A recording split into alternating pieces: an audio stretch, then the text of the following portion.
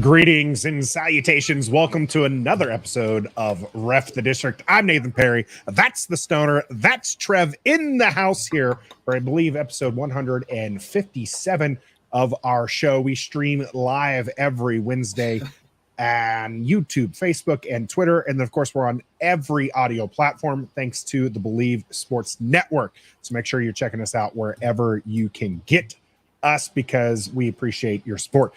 Gentlemen, for those who are watching live right now on YouTube, we are essentially 24 hours out from football. Yes.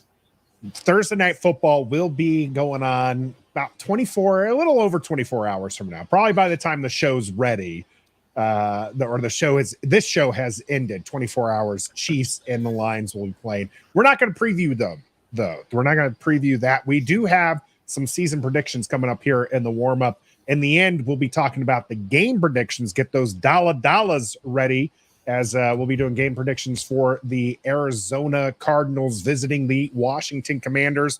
And during the game, we've got your injuries and updates. Yeah. We've got your Arizona preview and lots to go over today.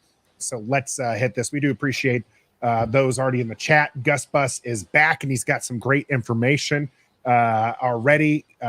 His company has taken him and all those to the Dolphins game on December 3rd. That is awesome. Nice. That is awesome because this whole season is going to be a movie, right? Absolutely. Oh, yeah. That is like the king saying. I'm actually kind of tired of that already. In the same vein, position flex, Buffalo nickel last year. Yeah. But it's true. We're all very excited about the season. And there's a lot to be excited about the season because really it's just, there's things like this right here. I'm going to bring this one up. Magic Johnson was in the house today for practice, and he got to speak with the team. John Keim reporting here that he spoke with the players today. And Sam Howell said, awesome to hear what he had to say. Howell said he asked Magic what the champ teams had that they didn't have in other years. And Johnson told them they believed in each other and policed one another. Just an outstanding way to start the season. You got Magic Johnson. This guy is championship caliber to the core. Yes. What does it mean, Trev, to have a guy like Magic involved with this fairly young group of players here? There's a show on HBO Max I need to start watching, but it's called Winning Time. And that's what it means that Magic Johnson is a part of the Commanders organization. You've seen him do it with the Lakers for a little bit. You've seen him do it with the Los Angeles Dodgers. You've just seen him do it when he played for the Lakers back in the day. He's all about winning. And he said in his press conference, he didn't agree to do this for any other reason other than to win. So it just makes you feel like we're on the right track. We're being led by a group of people who know what they're doing in the business things of the sports world. So I'm excited. I'm elated. I mean, he showed up to practice and just gave a pep talk. Who can say that Magic Johnson showed up to their practice, not as a guest speaker, but as a part of the organization as a guest speaker to talk, So I'm ready. How many wins does this equate to, Stoner? You know how you have in baseball, win, a war, right? Yeah. How many wins above replacement does Magic Johnson give the Commanders? Probably 15. I would say he's worth 15 wins all by himself. So they only need to get like 2, right, during the regular season, and then that works. And then that's 17. Hey, let me just say, I was on the Magic train before anybody else was on the Magic train. Only because you're also like a decade older than all of us. So it kind of helps. He's a Michigan State guy, Lansing Sexton High School back in the 70s. I remember him actually in high school at that time because, he was the best player in the state, maybe the best player in the country. Won a championship, a national championship at Michigan State. Went to the NBA, won a championship in his rookie year. And I think he won 5 championships altogether in the NBA. And like I said, he's became owner of the Dodgers, won a championship there, won a World Series there. Everything he touches turns to gold. And now he's part of this organization. And he's going to turn this into gold as well. I have no reason to doubt Magic Johnson. There are some people you just don't doubt because everything that they do turns out great. So yeah, having Magic Johnson on your side can only be helpful. Well, it is also helpful when we get some of these super stickers coming in here. James Bonato with the $5 donation. We appreciate you, James, for jumping in here, commenting, and giving us the super sticker there. It's you guys have hit it all on there. I do think that it can only be a plus. It might not realistically be 15 wins, although if you look at previous ownership, it's at least probably 100 wins above replacement in that regard. Right. But I do think that this having championship quality players and people within the organization help, right? Eric Bieniemy, he of 2 Super Bowl rings himself, coming in and bringing that mentality. And Ron Rivera talked about that, about how he's had to try things differently because, he's going into, I think, his 15th season. And he knows he's on the hot seat, right? He says this, Ron Rivera, very open and candid. The thing that people didn't want him to be, rightfully being open and candid and saying, hey, EB is brought here because we're trying to do something different. And he has the pedigree we want. Magic Johnson has the pedigree that we want to be able to go 17-0 until we find out otherwise. Well, it kind of begs the question, though. What would you rather have? What's more important? Is it more important to have the talent on the field or the talent in the coaching staff? Like, would you rather have Eric Bieniemy and Sam Howell, or would you rather have what's the dork's name in Arizona, the head coach there? Gannon. Jonathan Gannon and Tom Brady. Yeah. You know what I mean? Like, coaching's great, ownership's great and all, but it all comes down to who's the talent is on the field. I have an interesting note on the Gannon front, but I'm going to save that for our Arizona talks, because that I thought about that earlier today. But as far as the elite coaching or elite players, I think it honestly, to win consistently, you need both. Yeah. Right. I think that on any given year, elite players could potentially just outshine. But the problem is at the NFL level, right? This isn't talking about an SEC elite team going against a, Mountain West elite team. Sure. Right. That they're both are elite players, but your elite players are just so much more above and beyond the talent level. Yeah. At the NFL, the difference, and I talked about this a little bit when it comes to Charles Leno, because a lot of people like to rag on him as a bad left tackle. He's not. I'm not going to call him an elite left tackle, but he's a quality starter in this league. And the difference between him and Cornelius Lucas, who's behind him, isn't really that big of a gap. So you have a bona fide starter and Charles Leno, and his backup, who's been a backup his entire career, and the talent gap really isn't that large, right? The talent gap between them isn't that large. The talent gap between those two and a Trent Williams, now that's a significant gap, but that's also only one player on the field of 11 at a time. Right. So I don't think that having that elite talent is always going to just do it, unless you have just elite talent across the board, which the salary cap prevents. So I think you need quality coaching. Sure. I think that's fair. Elite coaching has failed. A lot of people would like to point to, and I'm sorry for monopolizing this. I'm going to give this to Trev here after this point. A lot of people like to point to Bill Belichick and Tom Brady. Tom Brady won as an elite talent, won a Super Bowl without Bill Belichick. Bill Belichick hasn't been able to win a Super Bowl. My counter to that is in-house. Okay? Joe Gibbs, an elite coach, winning with 3 different QBs, and none of them were at least sustained elite. Joe Theismann might have somewhat of an argument there, but realistically, none of them had sustained elite levels of play.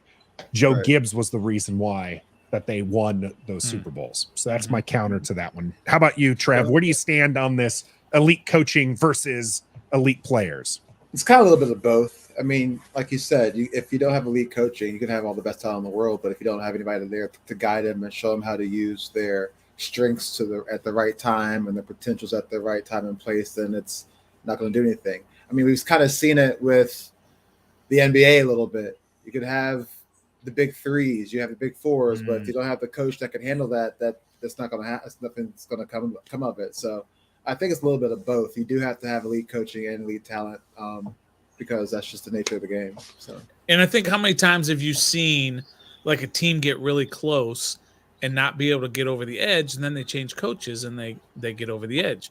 yes. Like in the NBA, you talk with Golden A State. lot on the NBA, right? Yeah, Yes. when they had Mark Jackson as their coach for a long time, and they were just kind of knocking on the door.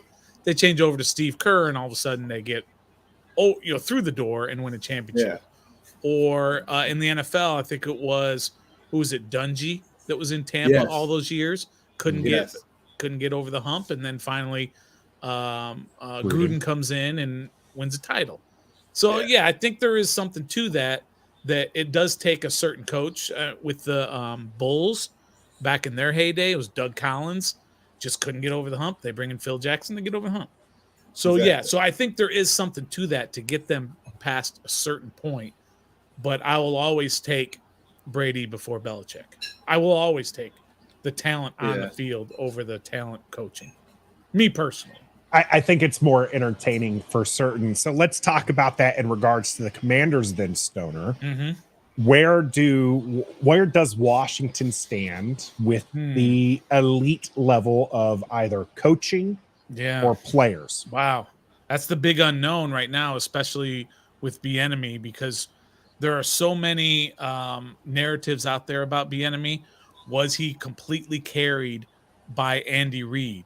Or was he the guy who was behind the scenes making everything work, being the kind of the foil to Andy Reid, being the guy who would get in the Mahomes' ear and be able to get him over the hump when he was having issues with Coach Reid? So it's hard to say right now because we haven't seen this coaching, which is Bieniemy, and then of course this quarterback, and that's who leads the entire offense with Sam Howell. We don't know yet. We're going to find out probably pretty quick this year, depending on how things go at the beginning of the season. Okay, Trev, what about you? Do they have anything that's elite here in Washington? Maybe leadership. We have elite. That's here. a good one, Trev. That's a good. That's a good thing to have too. Oh yeah. I mean, it is. It might not show up on the stat sheet, but it'll win you championships for sure. So I think that's what we have when it comes to the word elite in this organization right now. Like you said, like Stoner says, too early to decide if Eric Bieniemy is the guy or if Sam Howell is the guy and Bieniemy's not, or vice versa. So that's what I just think. It's just the leadership. Because I mean, Terry McLaurin, you could say he's elite. Jonathan Allen, you could say he's elite just because of Pro Bowl statuses they both have and their career stat lines they have for us. But realistically, I think our best quality when it comes to elite is leadership. Also with Ron Rivera too, being a leader of men, coming here, changing the culture of the organization in the locker room before we got EB here. So leadership.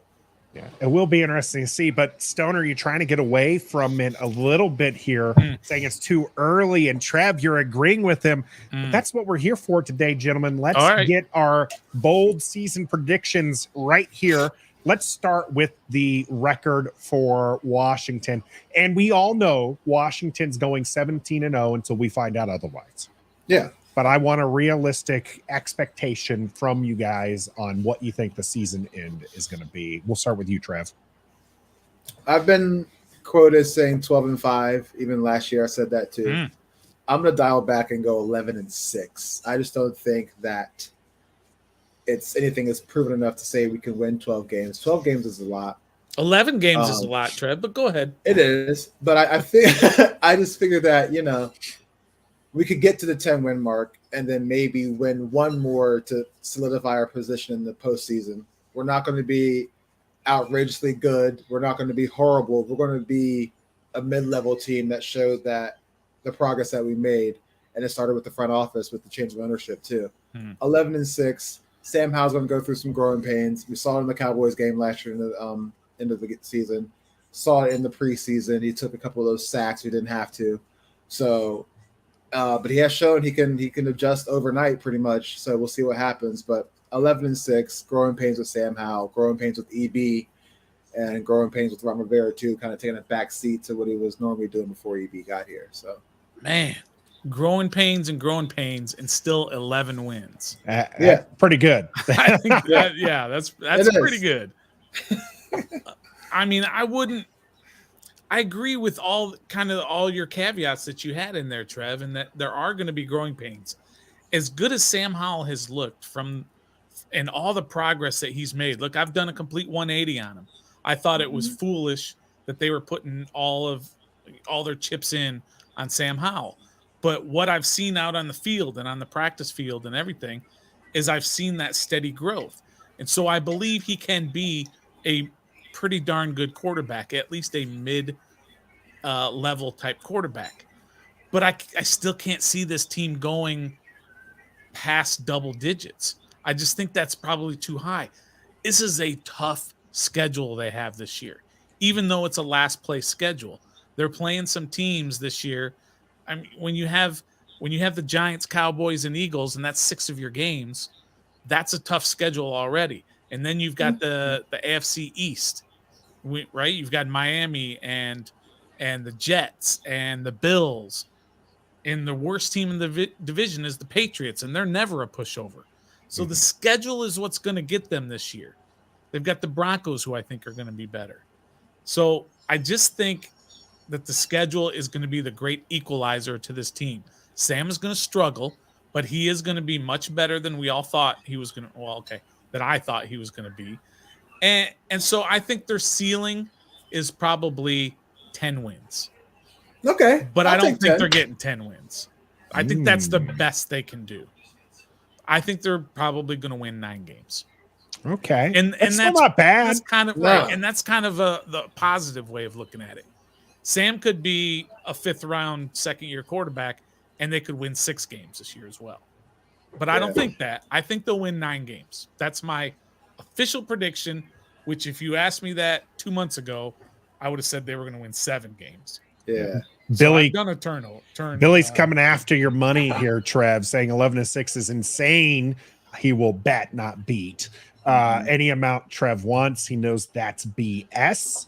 Save your dollars, Billy, for later when we go through game predictions. We might have a couple Dolla bets here.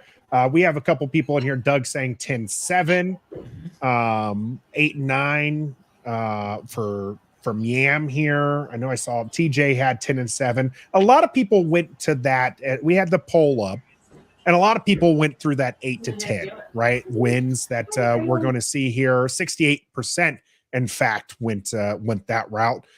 Joey saying, as long as a lifelong Washington fan, I've only seen us win double-digit games twice in my life. It was in 05 and in 2012 rather. 012, yeah. 012. Joey's thinking 9-8 or 10-7. Michael says not enough to save Ron Rivera's job. Stefan says 10+ for sure. Robert thinking 9-8 this year, but a lot of people, like I said, kind of in that range to go for it. And for me personally, I would love to see 11 wins. I do think that there's the defense, I think, is going to regress a little bit. Interesting. Yes. A defense that was top 10 in most metrics, drafted 1st and 2nd round defense, and you say they're going to go the other direction. Yeah. So last year kind of ended up around the top 5. People would say more people would say that they finished top 5, right? I think that they'll probably finish. And so that's an easy bet, right? Like out of 32 teams, if they were top 5 before, sliding back a few spots, that's regression. I do think that they'll finish probably round 10. I think the offense will be a boost, but I think collectively we're going to look around 9 wins, 7 to 9 wins. Yeah, is where I think Washington's going to end up. Trev's on an island with those with the double-digit wins. I just think, Stoner, you brought it up. Trev, the schedule how many playoff teams from last year is Washington facing, and how did those teams do in the offseason? What we looked all offseason at Washington, and we see the improvement. We know Sam Howell's an improvement, even though he hasn't done anything outside of week 18 last year. He's an improvement at QB. Eric Bieniemy looks to be the real deal. We love the energy that he brings, and we think that he is going to do some good things with the scheme. Yeah, right. But you can improve and still not improve on your win-loss record. I do think Washington's going to surprise quite a few people, and I think I'm going to go higher than you, Stoner, on the ceiling. Okay. I think this team could win 12 games. But I think when you look at it, when you sit there, and some of these games are going to come down to a coin flip. One dropped pass here. You know, Terry with his toe injury, if that ends up lingering, right? Sure. Jonathan Allen dealing with plantar fasciitis. Chase Young with the stinger. You do any of these things, you have to play Jacoby Brissett for more than a game or two. Oh, God. Which these are all things that can happen. Sure. Realistically, you're looking at 7-9, but I think the top end for this is a 12-win team. I know, like, past every year is independent of a previous year, and so you can't sit there and say, well, they haven't won more than 10 games since 1991. But I can say that, so I'm going to say that they haven't won more than 10 games since 1991. That's 32 seasons ago. They haven't been they haven't won 11 games at least in 32 seasons. So it's just hard for me to wrap my brain around that all of a sudden this team is going to go from all these 5-11s and 8-1s and 7-10s and 7-9s. And then all of a sudden with a second year quarterback who has done nothing in the NFL regular season, is all of a sudden we're going to go to 11, 12 games. It's hard for me to wrap my brain around it. So there's a little bit of that past that's hovering in the back of my head that says, I just don't think we can do it because, like Trev said, you've never seen it in your lifetime. So why all of a sudden is it going to happen this year? Why is this the year, especially with so many question marks? That's kind of the way I look at it. It's almost not fair. They have been building to this point, so there could be some things that get to be exciting. And you mentioned, Trev, that there's leadership here in Washington that's making, that's kind of the difference maker. And speaking of that leadership, today the captains were announced. I was hoping it was going to be yesterday before our daily Commanders update. Didn't happen. Happened this morning. Nicky J here, Sam Howell, Terry McLaurin, Jonathan Allen, Kendall Fuller, Jeremy Reeves, and Tress Way were selected as captains for the Commanders. Interesting enough, Tress Way, this is only his fourth year, so he doesn't. Have you ever looked at the jerseys? They get the C on their chest, right, for captain, and then the stars denote how many years they've done it. And then once you get to 5, it's a gold square with the C and the gold C, and only Jonathan Allen has that. So for it's his Washington, 5th year being because this is his 5th year being a captain. Yeah. Terry McLaurin, only 4 years in the league, so he's now been a captain. Actually, this will be his 5th year. Yeah, shouldn't he get one too then? He's only been a captain for 4 years. He wasn't a captain that rookie year? Not his rookie year. All right, got it. So, but I thought Tress Way was interesting because when we're talking about elite players, Tress Way did come up even in the comment section. Yeah. That we have a punter who has been consistently a top 5 punter in the league. Yeah.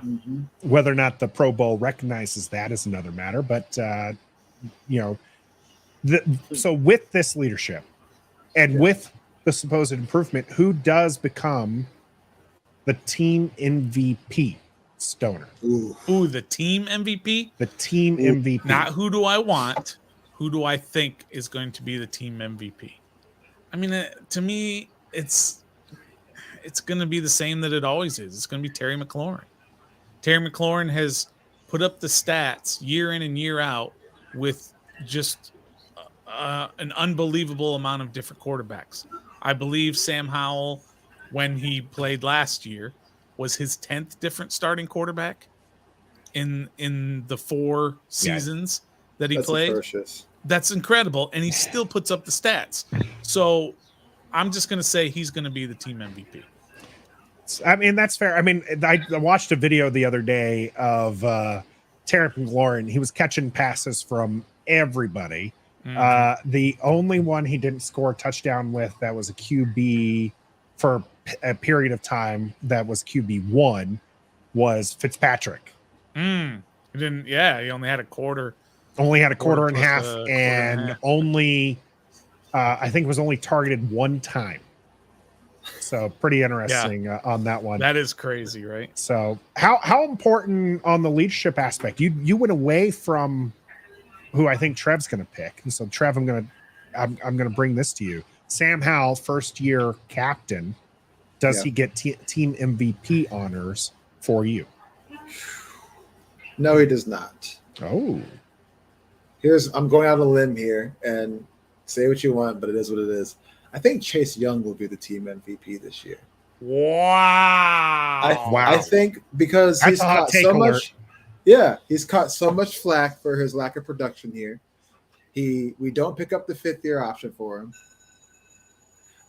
He's coming off of a knee injury. He's in probably the best shape of his hits he's been in since he's been in the league.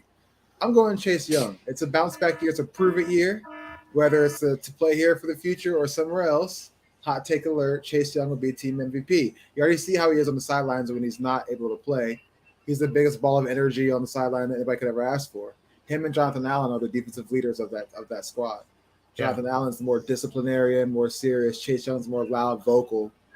So they're kind of working hand in hand together. But I'm going to go with Chase Young. Prove it year, back in shape, brand new knee, brand new season. If Chase Young Stutter hates it, I know. Man, that's a hot. That's a hot take. I appreciate the hot take, but I mean, hey, if Chase Young, here's the follow-up hot take for you. If Chase Young is this year's team MVP, that to me does not spell a great deal. Terry McLaurin, if he's the team MVP, it's because he's Mr. Consistent. No, I think that's a bad sign too. I think that's a bad sign. That's Terry what I'm saying. McLaurin. Is like that's milk toast if Terry's team MVP. Chase Young, if he's MVP, okay, maybe the defense has done great. Maybe he's gotten the sack record. Maybe he's 24 sacks, but I just don't think that is enough. Normally, I do think Chase Young's success could potentially make me a fool by saying that the team's going to regress. Yeah. If he's team MVP, this defense should be better. Yeah. Right. If he's getting after it, he's being disruptive. If he's at that caliber of player again, I just think that if he's team MVP and not somebody on the offensive side of the ball, we're still in trouble. Oh yeah. If anybody's a team MVP that's not named Sam Howell, the team's in trouble. Because it's always going to be the quarterback if you have a good season. So if it's not the quarterback, that's your MVP. I mean, wasn't Tressway literally the MVP of the team one year? About 4 or 5 years ago, wasn't he like the MVP? That's bad. The question was, who's team MVP, not the reason or the outcome of You're right. MVP. No, that's fair. That's fair. I really thought you were going to go Sam Howell here. Jonathan Allen is a popular answer, and there Jahan Dotson. I think Jahan Dotson's going to be the breakout player. We're going to get to that here in a moment. That'd be crazy. Gus Bus here. If Chase Young is this year's team MVP and we make the playoffs, does Young get a bigger contract than Nick Bosa just got? No. He might get a big contract, but he's not going to reset the market. No, Bosa reset the market, obviously. Yeah, but Chase is not going to do that because he hasn't proven it for as long as Bosa has, proven it. So, all right, I am going to go with the QB as my team MVP. Okay. I think that even if statistically he is, let's say, 24 touchdowns, 12 interceptions, maybe an additional 4 on the ground type deal. Yeah. That would be enough for, I think, most people to rally around and for this team to be in contention. right? And then the benefactors of that being Terry McLaurin, Jahan Dotson, this defense being able to, pin their ears back if they actually have a lead to protect and stuff. Right. So that's why I'm going there. Typically MVPs do end up with the QB. Let's go breakout player. I mentioned Jahan Dotson as probably this year's breakout player. A lot of people have him pegged as having, as a player who is going to blossom. He looked good last year, missed 5 games, still led the rookies in touchdowns. Trev, do you got a different one, or are you going to go with Jahan as well? I'm going Curtis Samuel. Ooh, I think Curtis Samuel is going to have a role in the offense where he's going to finally be utilized like he was in Carolina. The reason why we brought him to Washington after he dogged us that game. Yeah. And they were like, okay, we need you on our side. Yeah. He just hasn't been able to, for one, stay healthy. And 2, he hasn't been able to find a necessary role or fit in this offense. I think with EB coming along, you've heard Curtis say he loves the way EB coaches and the style and the plays and everything, the scheme and the playbook. So I think he's kind of the receiver that is being slept on this season. So I think this is all another reason. I'm not saying Jahan Dotson's not going to have one. I'm not saying Curtis Samuel's going to lead the team in receiving or anything, but he's going to definitely have a bigger role, and we're going to hear his name called a lot more often than we have been since he joined. Kind of have a year that he had in Carolina before signing with us, right? Sure. Even that would just be that'd be pretty special to have. How about you, Stoner? Breakout player? Yeah, I'm going to use my old tactic, which is I'm not picking Sam Howell, which is an obvious one as a breakout player, right? Cole Turner. Cole Turner is going to be my breakout player. He's looked incredible for 2 preseasons. I mean, he's looked like tight end 1 for 2 consecutive preseasons. He's done nothing during the regular season, which is fine. So I'm gonna go with my guy Cole Turner. I think that's all the potential in the world. That's a solid pick. I was surprised to see him third on the depth chart, the unofficial week 1 depth chart there. Even TJ's Bates is over that because TJ's going to go with Bates as a breakout player. Doug saying they have been hiding Samuel in preseason. Maybe he has been super quiet in the preseason. I mean, just even like in practices when they're showing, when beat reporters are talking about certain players and showing highlights, nothing has been on Curtis Samuel. So I hope it's because they're hiding him and not because he's not similar to Terry's rookie season where they didn't show a lot of Terry in preseason because they knew they had somebody. EP asking a question here: what will it take for Jacoby Brissett to play over Howell? Trev, for the audio listeners, Trev is incredulous right now. He's just like, how is this even a question? It'd be injury. That's it. That's the only thing I'd see playing Jacoby over. I word. Yeah. How about anybody got a different answer than injury? Jeez. I mean, there's only one other option there, which is poor play. And I think that's a realistic possibility. I mean, we're all on the Howell bandwagon. I've even jumped onto the Howell bandwagon, but let's not get crazy here. He's never done anything in the NFL regular season to prove that he can be a quarterback day in and day out, week in and week out. So, and neither has Jacoby Brissett, if we're being completely honest. That's fair. That's fair. You're right. But knocking on wood here for Doug. I'm just saying. Yeah, I don't think the bad play it wouldn't be just bad play, Stoner. It would have to be bad play in addition to the team being competitive, which we've seen him. We've seen Ron Rivera make the switch at QB before when they've had bad QB play, but they were still in the running for a playoff spot. So he's pulled the plug to try something different, right? We've seen that. Bad QB play coupled with a losing record that's nowhere near, that's when, you're just not going to see a switch there. You're just going to see them go through Sam Howell and continue to struggle because as an organization, it is probably better that you don't win very many games if you're not going to make the playoffs. Yeah, but I just don't see Coach Rivera making that kind of a decision. Coach Rivera might not be here if there's bad QB That's play. true. Let's be honest with that. That's very true as well. Let's yeah, absolutely. EP telling you hit that like button. If you're watching here on YouTube, make sure you're doing that. What is going to be the biggest surprise? We talked about the breakout season, but who is going to be the biggest surprise, or what is going to be the biggest surprise coming out of Washington this season? Start with you, Stoner. Oh, you got to start with me. The biggest surprise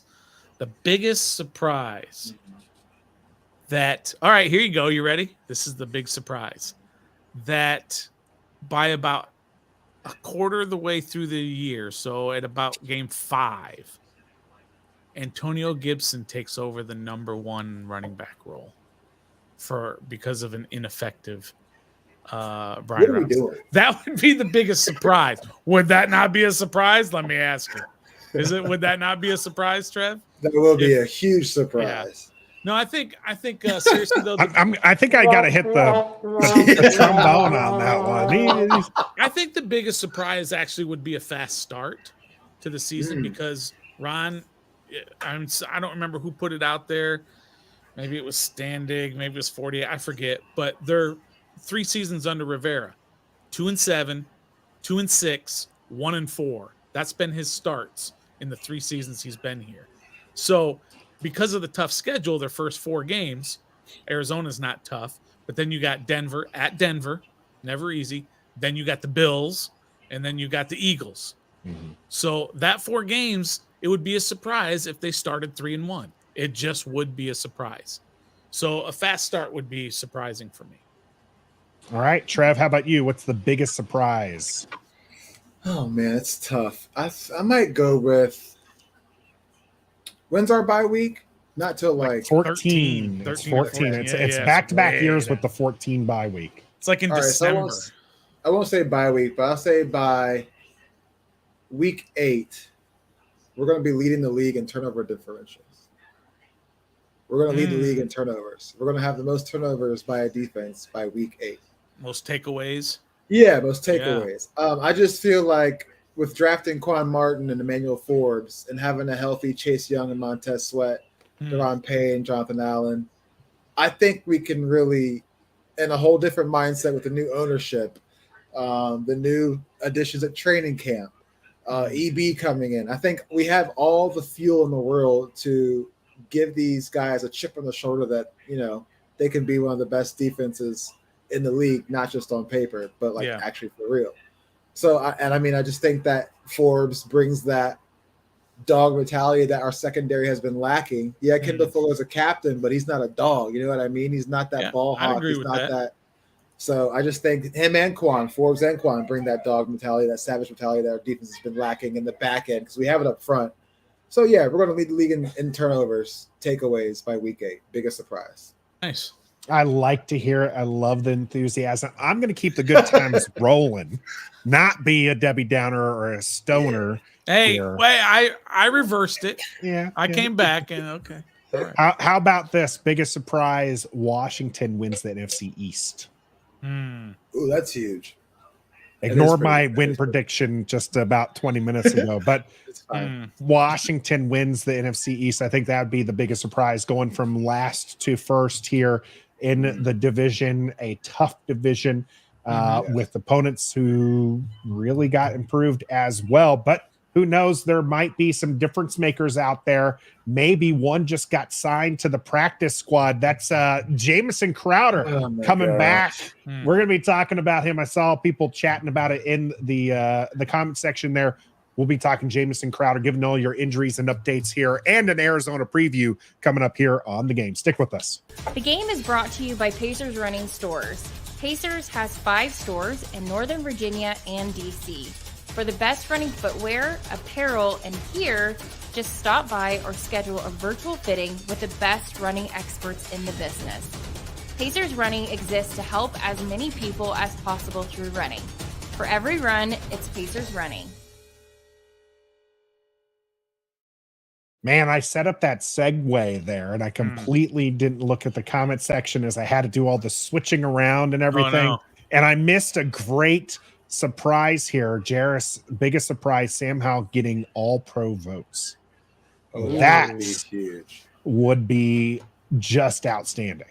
Yeah. That would be just outstanding. But let's go ahead and get to the injuries and updates now that we're here in the game. Arizona preview coming up. Washington plays Arizona, but they're practicing today. They got some things going on here. So let me switch this back over to our little dealio here to show.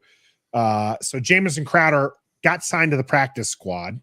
They also signed Keidron Smith to the practice squad, releasing William Bradley King and Nolan Lothenberg. Yeah. Anything that, as Trev waves them goodbye here. Yeah.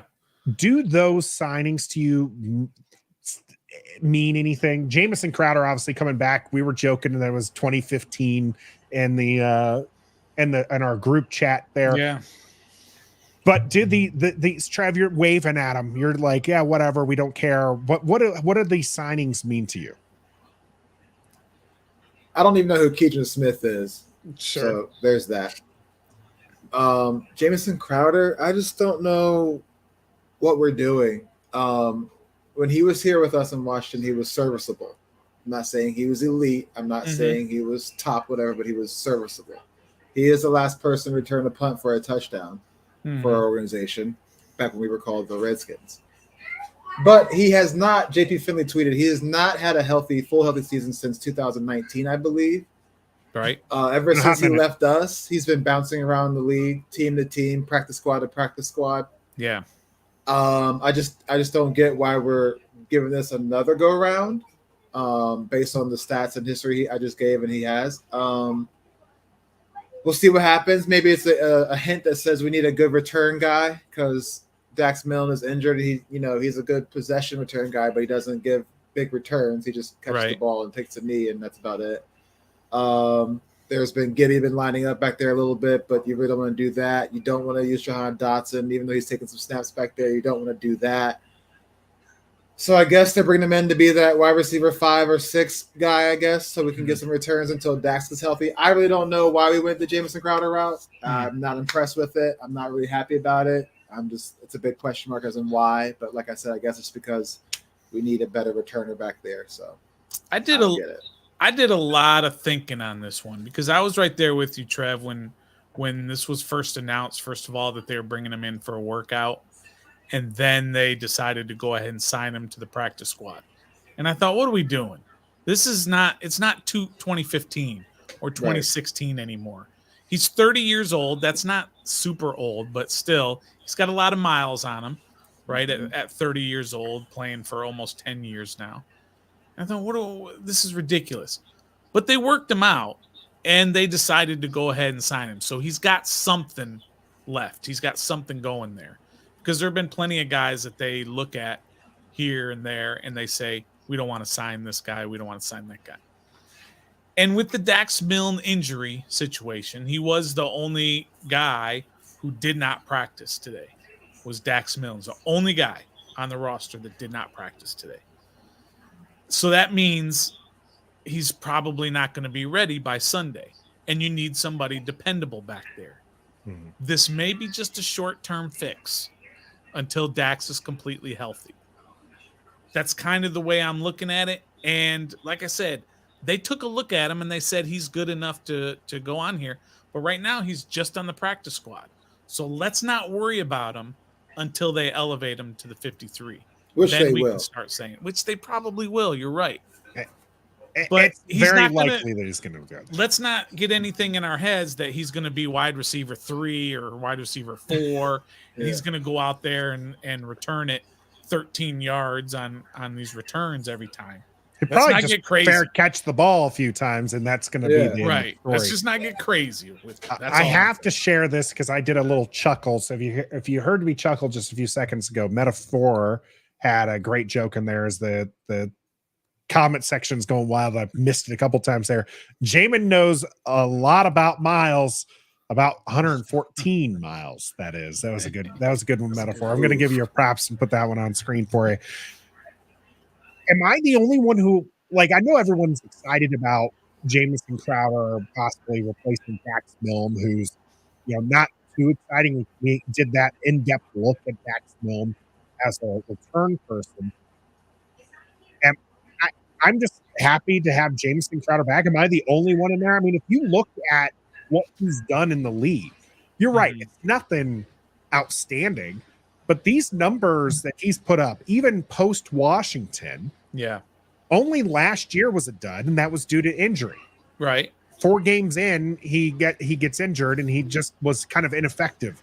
But the year before that, with the Jets, he caught 51 passes for 447 yards. Yeah. How many games? That was 59, and that was in started 4 games, played in 12.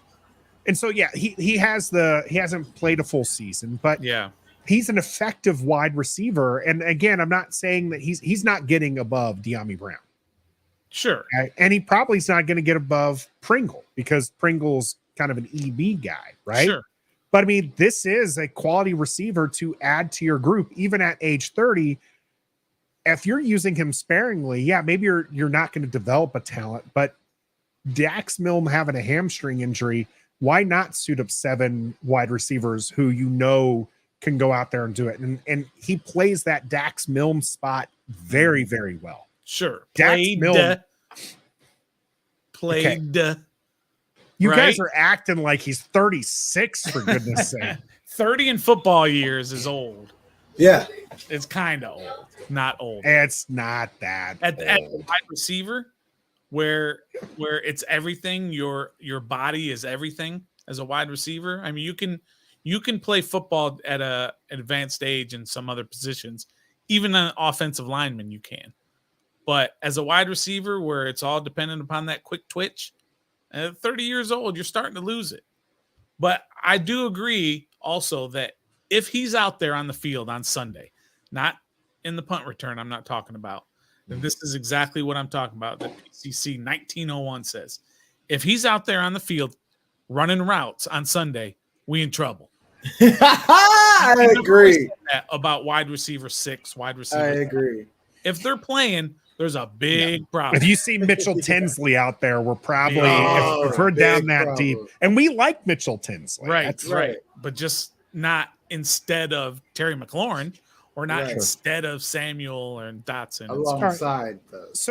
So sticking with Jamison Crowder, I'm going to switch to the kind of what I think about the other signings after this question here. But if this is a short-term fix, as both of you think, if they bring him up to the 53, somebody's got to leave the 53. Who is that? Yeah, that's a huge. Who do they let go? Do they put Dax Milne on the IR? I was going to say, do they put him on the PUP list or the IR? And well, that means he's got to miss 4 games at least. Mm-hmm. If they do that, it's probably what he's going to do. Or they just cut somebody. They cut a Curtis Hodges off the 53, or they cut a Trent Scott off the 53. Yes. And then after they clear waivers, no one's probably going to pick up Curtis Hodges.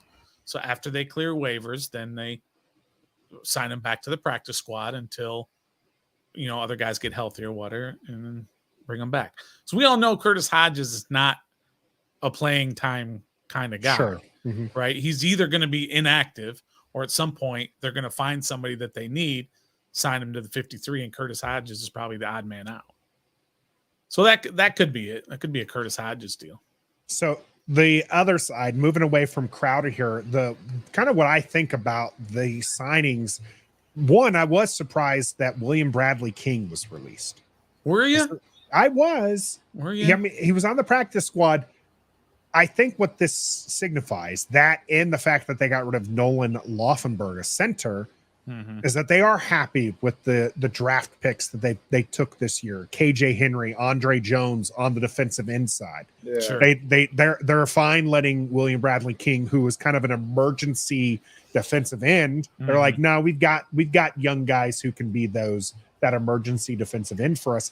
And then Ricky Stromberg, I think, has come on really strong here in the last few weeks with the preseason games, and this was a guy who they weren't going to play at center this year, who is now your backup center. Tyler Larson was listed as 3rd. Tyler Larson was the one who was cut and then brought back on. Yeah. It looks like Ricky Stromberg has shown them enough to be like, we don't need a 4th center this year. We've got enough We don't need no Keith Ishmaels over here. Yeah. Okay. So to me, I think that's a promising sign that they're willing to do that, and they're picking up guys like Jamison Crowder to fit needs. Right. This is what they're doing. They're like, okay, we don't need these guys as a just in case. Let's get a couple guys on this roster in case, for the situations we need right now. Not sure about the safety one. Maybe that's just a guy that they like and they're willing to pick up. But what did that say? What did that say? They need a player to add to the practice squad because they released 2. You add 2. I don't know, but why? Why safety? Yeah, safety. I'm just wondering. Safety was a bit interesting because it's not something we've heard. We as far as we know, Derek Forrest, Cam Curl, Percy Butler, Quan Martin out there at safety, all healthy and doing fine. Jeremy Reeves as the elder statesman of that group. But Stop it. It's interesting. Stoner, you think there's more to it? Well, you're asking the question. So what's your answer? He's just some guy, and they were like, let's go sign this guy. I'm with Trev, and I have no clue who Keidron Smith is. In fact, I'm going to have to Google him right now. But the point is, he's a safety. Why are you signing a safety? Why are you getting rid of Nolan Laufenberg? God love him. We've never seen him play in our life, except for in the preseason. But why are you getting rid of him and bringing on a safety? Why are you getting rid of that offensive lineman to bring in a safety? That's all I'm asking.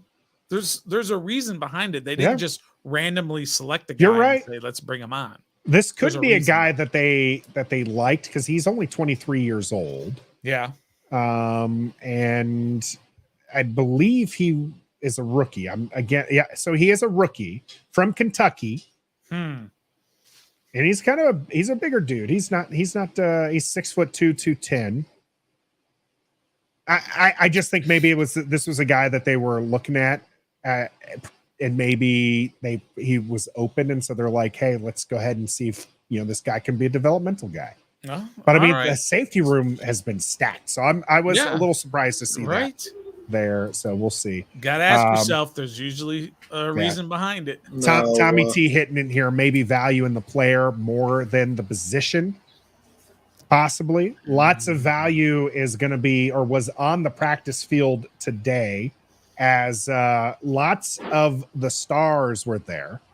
I hate that we use Dov here because I couldn't find anywhere else. Sorry. Had to use Dov. Yeah. So Dov Kleiman here. Unexpected good news. Defensive end Chase Young and wide receiver Terry McLaurin are at practice today in full pads. Yeah, that's right. I'm gonna get his tweet off here. I can't stand that guy.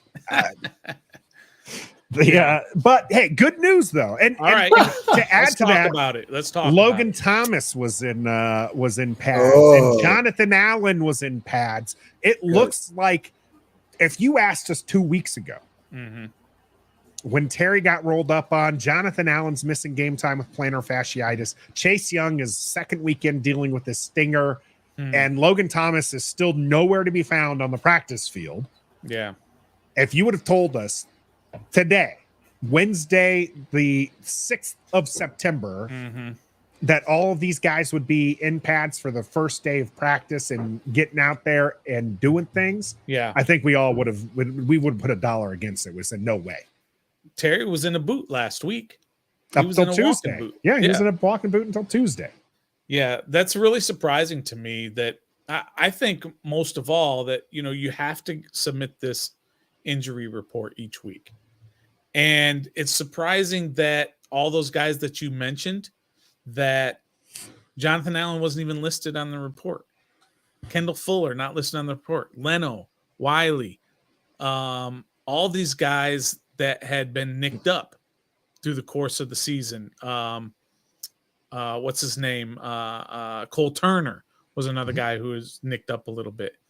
And none of them were on the injury report at all. That's really surprising to me. And, of course, McLaurin and Chase practicing. McLaurin says, he's a fighter. He wants to be out there Sunday. From what we saw, now, they don't get to film practice, the actual practice anymore because it's game week and they're doing installs and they don't allow that anymore. But what we saw with Terry, I was not overly impressed. He was out there. He was running some routes, but he was not like running Not hard full routes. speed. Yeah. Maybe he did during practice. I don't know. But I just wasn't like looking at him saying, "Oh, he looks really good." But he was out there. And Chase was out there, and Chase, I'm not talking about Chase anymore. I'm tired of talking about Chase. Why? I'm tired of it, Trev. I'm tired of it. I'm tired of the secrecy. I'm tired of the he's got to go talk to his doctor over Zoom, and the doctor last week, and Ron won't talk about it. And he's out there in pads for 3 weeks, but he can't do any contact. I'm tired of it. I'm tired of his knee. I'm tired of his neck. I'm tired of his missing OTAs. I'm tired of it. I want a dog. He is. You just said you like the dogs in these guys, and he's just not one of those guys. Oof. I want him to be great, but he's just not a guy.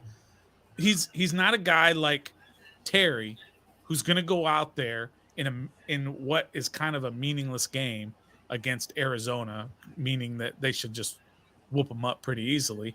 But Terry wants to be out there. I don't know if Chase wants to be out there. That's just me. Wow. Questioning the man's desire to play football. You know how I feel about that, Stoner. I don't like that, right? Why I'm not? I'm not here to question whether or not he loves What do you football. mean? Why not? We're not there. We're not at practice. What We're is not wrong engaged with with you, him. You can't say, we do not have the position to be able to say whether or not he has a desire to play football. Just because Terry came out and said it and Chase didn't say it, is that why? What if, all right, role reversal. What if Terry was having these injuries and problems and stuff like Chase was doing? Yeah. Did you feel the same way about Terry as you do about Chase? No. And you know why? Because Terry has a track record. Terry has 4 years of playing in pain at times. And Terry has a track record of never missing practices. Terry has a track record of being at every OTA, at every practice, every the voluntary OTAs. He's always there, whether he's got his money or not. That's why, Trev, you asked me if the roles were reversed. That's why I would not have that same feeling, because he's proven it. Chase has proven squat in this league. He is proven diddly squat. He was good enough for defensive rookie of the year. The longest recovery from a knee injury I've ever seen. And now he's got the longest recovery from a stinger in the history of the NFL. Kyler Murray has the longest knee injury you've ever seen. He's not even able to play this year, and he injured in the first game last year. He's going to play this year. No, he is going to play this year. I'll bet you. Kyler Murray's too small to have the longest knee injury in history. He injured it in the first game of the year last year? I think he did, yeah. Something like that. Okay. Yeah. But still, it was a bad injury. Yeah. Jarris, y'all got to put some respect on Chase's name this year. Stop playing with Chase like that. Jarris, it's just my opinion. I am in Chase's. Stoner gotta put some on that. I was about to say Stoner. This is a Stoner issue, but Stoner, that is an opinion that a lot of fans have, right? They think that Chase is a bust already. I don't. I think that there's potential. I do need to see it on the field, right? I want to see this action on the field there. You did mention a little bit of that injury report. Chase was at practice, and as Tommy pointed out, he did interview. He said he wanted to be there. Dax Milne was the only did not practice today. Terry McLaurin and Chase Young were both limited. That's probably why you saw him kind of just doing, walking through those drills there. Both guys, Terry and Chase, say that they want to be there. They're fighting through this. You said it was a meaningless game, and a lot of people are agreeing with you both on that this is going to be a cakewalk. We'll get the predictions and everything. Mm-hmm. Yeah. So do you sit your studs like a Terry McLaurin to not further risk injury, or do you play Chase Young because he hasn't shown you enough? Well, I play. We'll start with Trev. You play both. Terry's a captain. He wants to play. You play him. He has a right to decide if he's playing or not. We gave that man an extension for a reason. He's played with 10 other quarterbacks, 1,000 yards all the time. He has merit to say, hey, I'm playing turf toe or not. Chase Young, prove it year. You didn't pick up my 5th-year option because of my knee injury was so bad, and now I have a stinger. if I'm in the best shape of my life, okay, noted. I'm gonna come out here and wreak some havoc. You played both. It's game one. New ownership, new offensive coordinator, new everything. Everything is new attitude, new hype. You gotta play. You're in the NFL for a reason. Play. Don't just sit out because week one's a slouch game potentially on paper. The Cardinals are an NFL team too. Whether Josh Dobbs is starting or not, they're an NFL team as well. Any given Sunday, it's not just a movie. So you play both. If they're both 90%, they're both vocal about playing, you play both. You don't rest them. This is not end of the season. It's beginning of the season. Yeah, I agree with that. If they're able to play, then you play them. As easily as they should win this game, like Trev said, they're an NFL team over there. They get paid. They're going to try as hard as they absolutely can. Once it comes Sunday, you can talk about tanking all you want. Once you get out there on the field Sunday, those guys aren't tanking. Those guys are going to give everything they got. So you have to have all your guys to play against them. So no, I play them.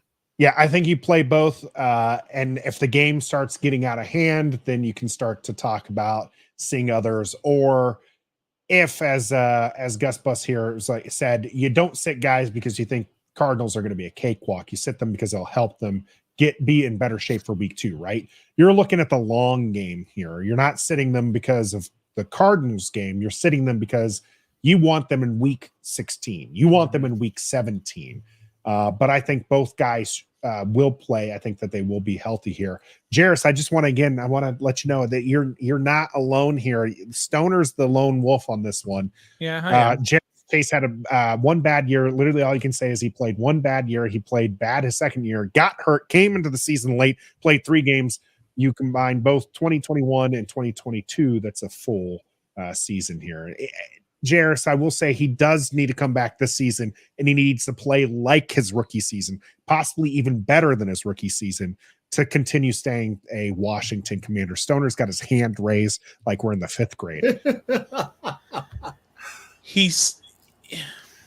Do you remember when he came off the injured list last year? Do you remember that? You remember how long it took for him to actually play in a game? Yeah. Didn't it take him like 6 more weeks after that? It was the full time. Yeah. They waited until the last minute to activate him, right? Because like he came off of the pup, I believe he was on.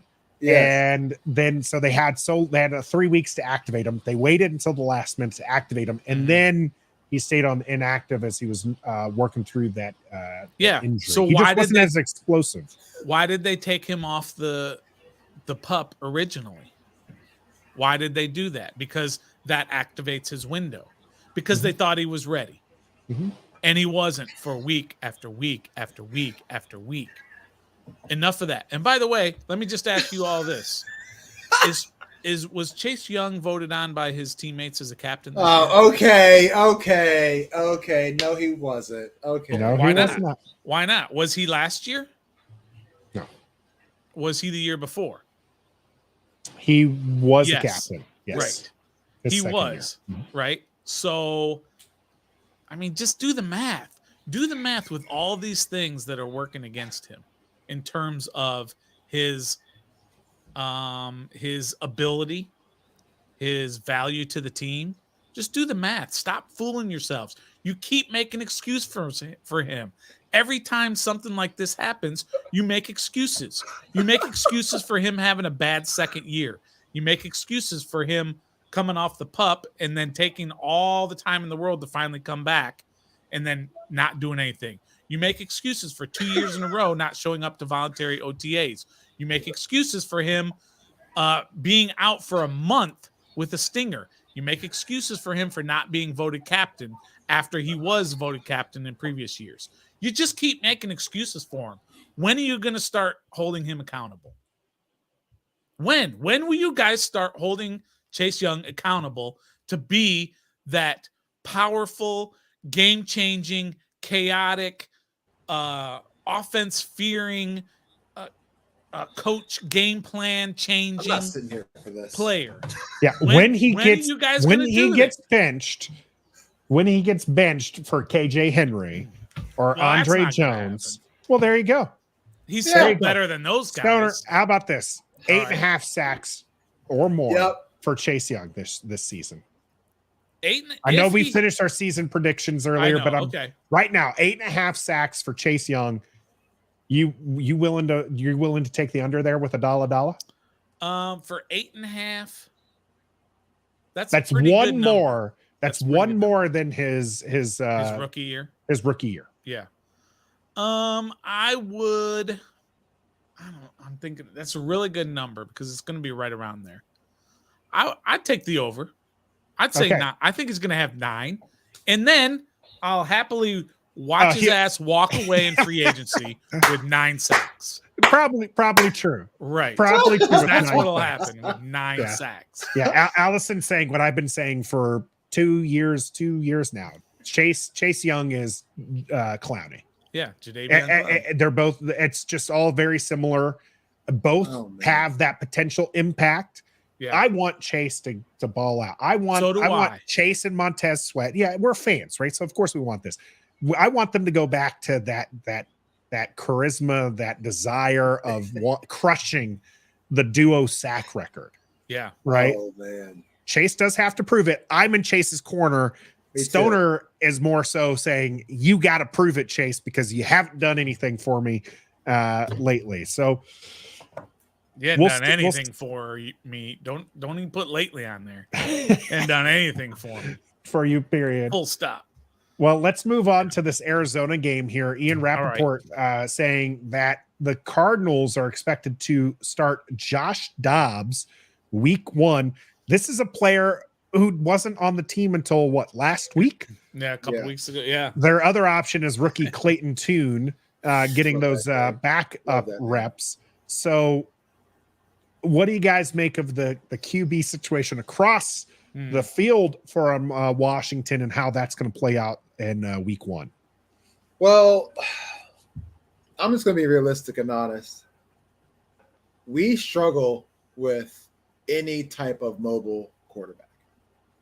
If we can let Vanilla Vic, Daniel Jones run all over us with his stiffness, Josh Dobbs might not beat us with his arm or his accuracy, but he's a mobile quarterback. We saw it at Tennessee in college. We've seen it everywhere he's played in the NFL. He escapes the pocket and stins the plays and makes things happen. Well, we saw that in the preseason game. Yeah, exactly. Which is the reason why he's got this job right now, probably. So I'm not saying, we just better not lay down and just read his name and be like, oh, Josh Dobbs, he's a journeyman. We're good. No, any given Sunday, all it takes is a little quarterback scramble here, quarterback scramble there, extend the play, and that could be the decision of the outcome of the game. Like Nathan said earlier, like a dropped pass or a tipped pass or a failed third down or anything, some critical play. So I'm not saying that we should lay down. Like we should not lay down because it's Josh Dobbs. I'm not saying we should over worry about it, but we should definitely recognize that in the past, no matter who we play that has mobility at quarterback, we let them have a field day on us. So just being honest. Other than that, we should come out with a win because I don't know who he's throwing to. I don't know his receiver. I just know James Arizona has been decimated. A lot of people think that they're publicly, tanking to get that number 1 pick. So much so that Caleb's father came out and was just like, hey, if we don't like who's at number 1, we're just going to stay in USC. This coming after Arizona posts on their own channels a video of their head coach Gannon giving quite possibly the worst motivational speech we've ever heard. Yeah. When we've heard Ron Rivera give a motivational speech, we're ready to run through a wall. Yeah. When EB has made a motivational speech, we're ready to run through the wall. I'm not going to get on Jack Del Rio because we need him to stay quiet as much as possible. We don't need to make any speeches. Yeah. When Gannon gave this, how did you get here? Did you take the bus? Yeah. It was quite possibly one of the just most hilarious things we've seen. And it's awful. But here's the thing I want to talk to you guys. I mentioned in the cool down or the warm up rather that I wanted to talk about Gannon because he is kind of goofy and now we're clowning him. And it reminded me of a few seasons ago of another coach that we clowned when he had a presser that we're all like, this is your head coach? Oh, we about to smack them up and down the field year in and year out, only to watch that head coach then become another meme because he was crying at the Super Bowl. Yeah. Of course, I'm talking about Nick Sirianni, the coach of the Eagles, who, again, he had that bad presser. He did. And we all clowned him and thought that, hey, this guy is a joke and the Eagles now are going to be garbage.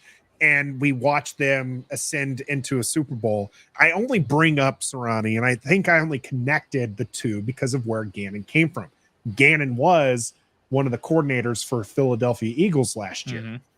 Is this going to be a surprise for Washington that Gannon is actually a decent coach and this game's going to be closer, like you said, Trev, any given Sunday? Now that you mentioned that, no, because they don't. This goes back to the original question. Would you rather have elite coaching or elite talent? And Arizona does not have any talent. I'm sorry, but they don't. They had to flip a coin between a guy named Clayton Tune and Josh Dobbs to see who's starting. Yeah. So in this particular game, no. I'm not worried at all. He might have a great scheme. He might have a great philosophy as a coach, but he doesn't have the talent to execute it. So that's my opinion on that. And he's the defensive coordinator guy, right? Yeah. For the Eagles. Yeah. So he's a defensive minded guy. So I wouldn't worry about how he's handling quarterbacks as a defensive minded coach. But because we've been there already. Yeah. Exactly. We see how that works out. I spent 5 minutes just absolutely bashing Chase Young. Right. But in the case of like Josh Dobbs, he's a journeyman quarterback. He's not very good. He's a world-class athlete. He is a incredible quarterback. But relative to being in the NFL, he's way, way, way down on the list of talent. So Washington should go in there and should give them a pretty good beatdown. Just because, as you said, the talent is not there. I don't care if Gannon is some sort of world-class coach. He just doesn't have the talent, and especially at the most important position. I mean, the best quarterback they had there in the preseason was Colt McCoy. Yeah, Colt McCoy is not good. No, as a starter, right? And they got rid of him. By all accounts, I guess he did have a bad preseason, a bad camp and stuff, and so it was a very easy let go because they just didn't have anything there. But yeah, we're not in the business of like calling players trash and all this other stuff because, I mean, if you watch Josh Dobbs warming up out there, it would be pretty amazing. Hold up. What? Hold up. I mean, I guess you got me on a technicality here, Stoner. Yeah. Okay, because you just said that we're not in the habit of calling players trash. Correct. Which you did not use that word. So he's got me on a technicality, Trev. But did this man not just spend 5 to 10 minutes trashing Chase Young? I started this off by saying I just came off of 5 minutes of absolutely bashing Chase Young. You did. But I'm doing that. I'm saying relatively speaking. Okay, Chase Young as a football player is an incredible football player, an incredible athlete. But relative to him being an NFL difference maker, right now he's not that guy. So it's the same as Josh Dobbs. I'm not saying Josh Dobbs is a trash football player, but in relation, relatively speaking, to being an NFL quarterback who can lead his team to victory on a Sunday in the regular season, I don't think he's capable of doing that. So in that term, I think he's not a good football player. He is a good, you know what I mean? He is a very good football player, but not when he's got to line up against another team on a Sunday who's got far more talent. You know what I'm saying? Yeah. I'm not calling him as a trash football player, but he is relatively probably speaking, he's not a good football player. He's a backup quality QB at best. At best. He has two starts against last year for Tennessee, 2 losses. Threw for 58.8%, 411 yards, 2 touchdowns, 2 interceptions. It's not going to get it done. Not going to get it done. Spent some time with Pittsburgh, and to me, that's probably going to be the most telling. Is that he was with Pittsburgh and Pittsburgh let him go. Pittsburgh is pretty good at evaluating talent, right, and developing talents, Sure. and for them to let Dobbs go, who, by the way, this is now definitely getting absurd on my part. He's only 28 years old, but when I looked at his picture, I was just like, I had to go look at his age, because I was just like, man, how long has Dobbs been in the league? Is he like a Jacoby Brissett who's like in his lower 30s? Now the dude's 28, only spent 3 years in the league. I was a little surprised to see that. So, and I don't want to put this out into the universe, but if Washington loses this game to Josh Dobbs, then it's going to be a hellish year, because if you lose to somebody like that, what makes you think you're going to go into Denver and beat them, and go into Philly and beat them, and so on and so forth? So they have to go in there. They have to give them a good beatdown and let the rest of the league say, oh yeah, but it was Arizona. Fine. Say that. That's what you need to do. You don't want to walk out there having lost 17-14. You don't even want to walk out there having won 17-16. You got to go in there and you got to give them a pretty good beatdown, and you got to look good doing it. And then let the rest of the league not believe in you because it was just Arizona. That's fine. Yeah, this is kind of a no-win situation for Washington, because you win, even if you win big, it's Arizona, the team's tanking. Even on Overreaction Monday, people are going to be like, oh yeah, Sam Howell looked good, but it was against the Cardinals. So we'll see what he looks like in week 2. And and if you don't beat them big, people are going to question, how good of a team are you really if you don't beat them big. And if God forbid you lose against the Cardinals, because the fans, the pitchforks, are going to come out. Ron Rivera might not be welcomed back into to the team facilities, right, if they can't beat Arizona. That would be an abysmal thing. Yeah, if we lose to Josh Dobbs, everyone's fired. Jared says absolutely. Everybody. Everybody gone. Just bring up the Maryland Terps. Call that your new team and be done with it, because good Lord. Get a new owner too. Yeah. You start getting the owner out of here. Oh, did I go too far? Maybe a bit. So, well, we're going to get into some of those game predictions. We talked about the game. We talked about who we want to see and what we want to start. Let's get to the game predictions here in the cool down, as I want to get from you, what do you think the score is going to be? I want to hear some of those player stats. Let's get bold, let's get wild, and bring out those Dolla Dollas here in the cool down. The cool down is brought to you by Manscaped.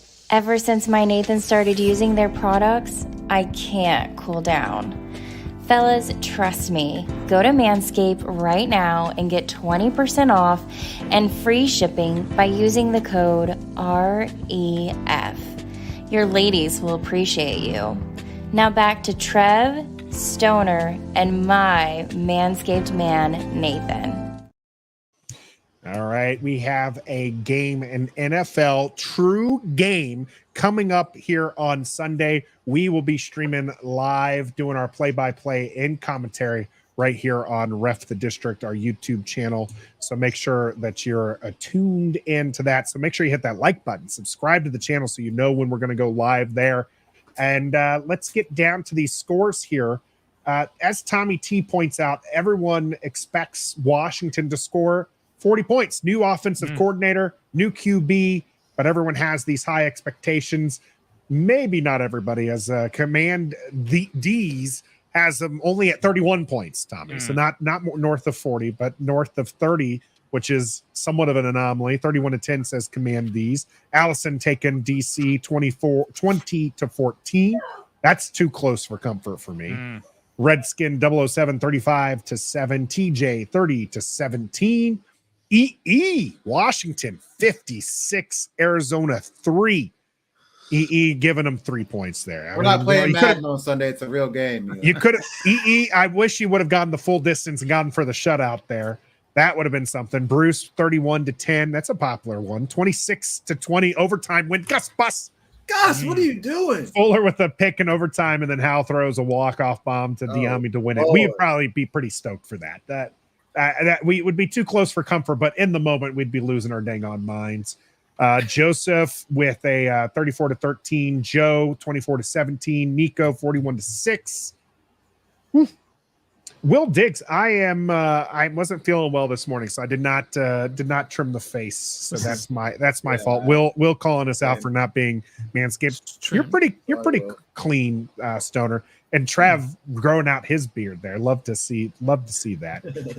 All right, Stoner. Yeah. Starting with you now. All right. You want a score prediction? Just your score prediction. We'll get to some of these dollars here in a little bit. Okay. I think Washington's going to start out a little bit slow. They're going to, have struggle a little bit in the beginning, and everyone's going to get a little nervous, and everyone's going to be like, same old skins and all this other stuff. But I think in the second half, they start to pull away a little bit.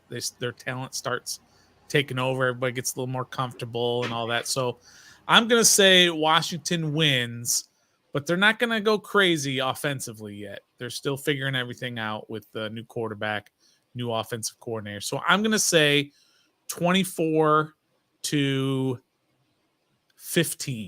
Washington wins 24-15.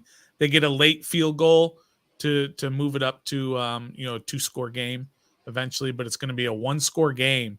The whole game, we're going to be nervous and we're going to be punching our screens or whatever, and then finally they get that late field goal to put it away. 24-15. Washington 7-point favorites, by the way. Trev, do you like that? Do you want to change? How do you want to change that score prediction there? We got a lot of people kind of going on Washington's side. Are you bold enough to take Arizona? I am not. Washington 30, Arizona 9. Arizona's not getting in the end zone against this defense with Josh Dobbs and James Conner as their offensive weapons that I know of. I'm with Stoner. It's going to be kind of a boring first quarter, maybe first half a little bit, like a 3-3, 9-3. Arizona might be winning 9-3, Yeah. And then in the second half, Sam Howell gets adjusted, comes out and just does what he does. He's been doing all off season, throwing bombs and making plays, and we win 30-9. All right. I was very close there at the start of this. I was thinking 27-6. But I do think this defense kind of starts off the years a little slow. They've got a gimme game here against Arizona with a lack of top talent. So, but I do think that they still give up 13 points. Washington, 27 points. Got that W across the board for Washington here. Code Talker, 24-10. Michael, 56-3 cards. Michael, obviously trolling us here. Dubs family in the house, 28-13. Pretty close to what I just said there. Mm-hmm. So that'd be good. Michael Paul is MG, isn't it? Might be. I think looking at the picture, I think that's MG. So yeah, could be. The all caps might be a dead giveaway there as well. All right, let's get into some of our Dolla bets, guys. We're only going to do a couple here around the horn, and we'll make some generalized game predictions as well. Yam back to class, good to go. Of course, it's still going. Yam, we're here for you. We know you would like to hang out with us, so we're still around. Tommy T, this is a good one. Who scores the first touchdown? Ooh, yeah, that is always a fun one. First touchdown in the game or first touchdown for Washington? How about this? Who does Sam Howell throw his first touchdown to? Oh, okay, that's a good one. Even more specific. I'm going to say it's going to be a little dump off / swing pass / screen to Brian Robinson. Okay, Brian Robinson catches Sam Howell's first touchdown pass of the season. Trev? De'Ami Brown is going to catch the first pass of the touchdown for the Washington Commanders. That Carolina connection is going to start off strong. I wanted to go with running back, but since Stoner took that, and you took a kind of a surprise one there, let's go with Trev's surprise of the season, or I think maybe it was your breakout player, Curtis Samuel. We'll go with Curtis Samuel catching that first touchdown pass from him. Cole Turner would have been a good one. Tight end was as mentioned. Oh yeah, EE. Look at that, Curtis Samuel. I'm not the only one who thought that. That's perfect. Yeah, nice. Look at that. You got look Logan in there. Yeah, Logan, Jahan Dotson, B. Rob, Logan Thomas, Gibson, everybody in there. Let's move to this other one here from Joseph. Sam Howell, over under set at 270 total yards. Man, total yards. So rushing yards in here as well. Oh, so totally. So rushing yards. Yeah, total. Yeah, if it's yards. rushing yards, I'm going to go over that.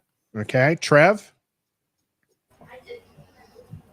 Over under 270 total yards. Total yards. Yep. Rushing included. Yeah, I'm gonna go over. Excuse me. I'm gonna go All right. over. How about this, guys? Passing. Let's just say this was 270 passing yards.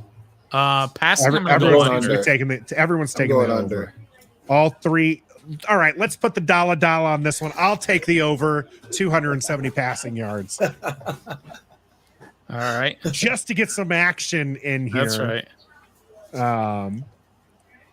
Good point here by Gus Bus. Under 270 yards. I hope we start pounding the rock in the fourth quarter. Yeah, that's good. Yeah. I mean, he had a good first half. I mean, against Baltimore, maybe he has another first half where he throws for, 200 some odd yards and only needs to, 50 yards there.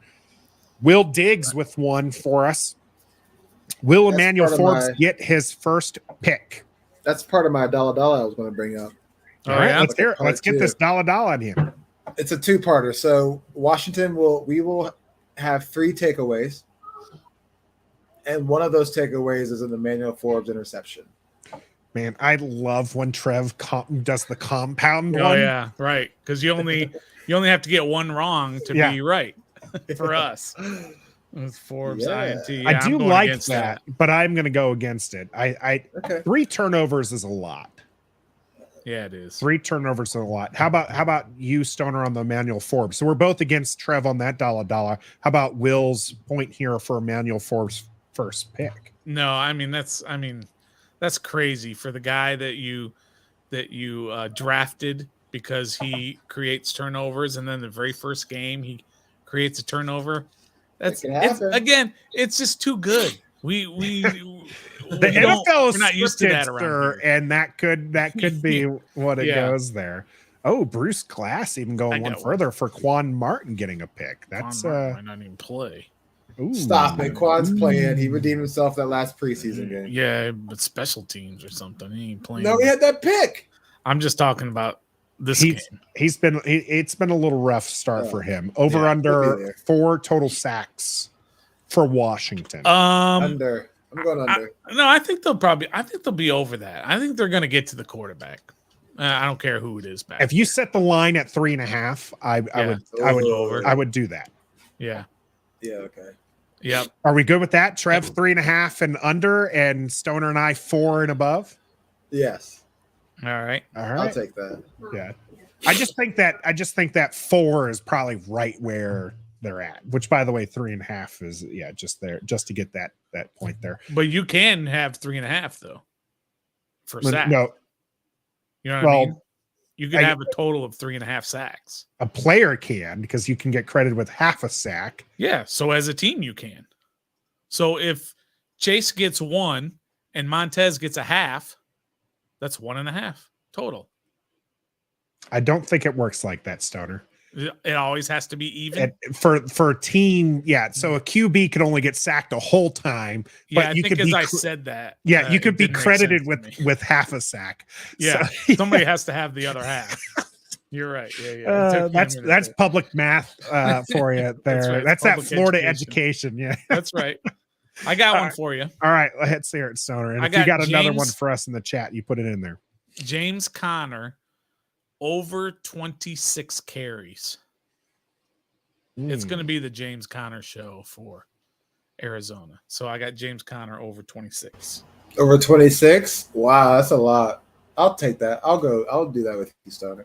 As much as I hate to be with Trev on any of our Dolla Dolla bets, because he's notorious for missing on these, I'm going to go with Stoner. Well, that's what Trev said. Or sorry, I'm going to go with Trev.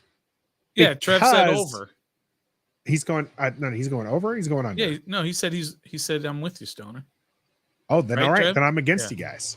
Oh, you're going against. I'm going to go. No, I'm going to go under here. Right. I think that this game will get to a point where Arizona's forced to throw, and the only reason why they're running the ball is because they're running to the first overall pick in the NFL draft. They're just trying to get through all these games as quickly as possible. All right, I'm out of paper. Out of paper. I don't have any more room to write these down. Out of paper. So I see a lot of white space, but that's fair. We will have probably some more game predictions, the game day play-by-play and commentary. Of course, we have one other thing to talk about this evening, and it's a new thing for us. I'm not going to bore you with the fantasy. We do have fantasy teams that are playing against each other this year, but I have not actually done my prep work, so I don't have anything for that. But we are in 2 survivor pools as a unit.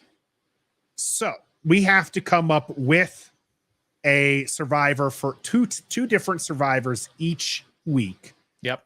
To stay in. So let's go with Trev here. Who's your survivor pick? So in case you don't know, I guess I should explain this in case people are unaware. In a survivor pool, you pick a team to win that week. Now, if they lose, you're out of the survivor pool. If they win, you're in, but you can no longer pick that team. So it you get rid of all the gimmies, and you end up with the games are real toss-ups. So, Trev, what are you thinking here for our first week survivor pool pick? And the Patriots over the Eagles. You got the Patriots over the Eagles? Yep. You think we should pick the Patriots? If the Patriots lose, we're done. We're out of the pool. So that would be insane. You want to pick the most obvious win. I figured the most obvious is Washington over the Cardinals. Yeah. Yeah, we'll do Washington over the Cardinals. To me, I feel like that's the gimme, right? Yeah, that is a gimme. That's the gimme. Especially off of the fact that in a survivor pool, once you pick that team, you can't pick them again. When are we picking Washington as a guaranteed victory any other time this season? Yeah. True. All right, so we've got Washington in one of our pools, but we want to pick somebody different in our other pool. We could pick Washington again, but if Washington loses somehow, then we're out of both pools, and we don't want to do that. So we need another one. Chiefs against the Lions? Ooh. Yeah, I think that's going to be a lot closer game than what people are expecting. You don't want to burn the Chiefs too early, too. Yeah. You want to wait until they're Jacksonville is a 5-point favorite over the Colts. I like that one. Ooh. That's not bad. Vikings, the Eagles over the Patriots is not bad. The Vikings over the Buccaneers. That's not bad. That's not bad. Baltimore over the Texans. Baltimore over that one. Houston. That's the one. But you're burning Baltimore. That's fine because you don't want to burn Jacksonville now because you can use Jacksonville against Houston later in the year. Yes. Or Indy later in the year again. Or do Baltimore. So, all right. So we'll do Baltimore in the other league. Yes. All right. There we go. There's our 2 survivor picks. Nice. Like I said, yep. So Jags, Washington, Baltimore, PCC agreeing with us. Patriots. Yeah, you did, my man. You were like, I don't want to play in a survivor pool. That's what I heard there. So, we want Trev to play. Tommy went with Baltimore over. We want Trev in our survivor. I'm not in ours. Against us. If we had our own one, maybe we'll have to do that next year. Who do the Bengals play? A lot of people were saying the Bengals. Yeah, who are they playing? Bengals against the Browns. Ooh. Interesting. I kind of like Cleveland. That's a rivalry game too. That's Deshaun. Yeah, Burrow's still a little banged up. He hasn't practiced in forever. Yeah, Nick Chubb. Not ready to take the Bengals over the Browns in week. Not just yet, but we are ready to take those Washington Commanders over the Arizona Cardinals. Like I mentioned, we will be live on Sunday, so make sure you tune in for that. Tomorrow, we will bring you your daily Commanders update. On Friday, we have a special interview with JP Finley. On Saturday, we are with the Believe in Cardinals gentlemen to give you a preview on the game from their perspective. So make sure you tune into that.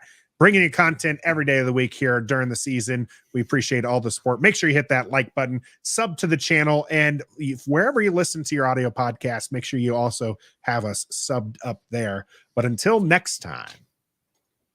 I was waiting for Trev to say something, but I was gonna like denigrate Chase again, but I better not. I better be a fan.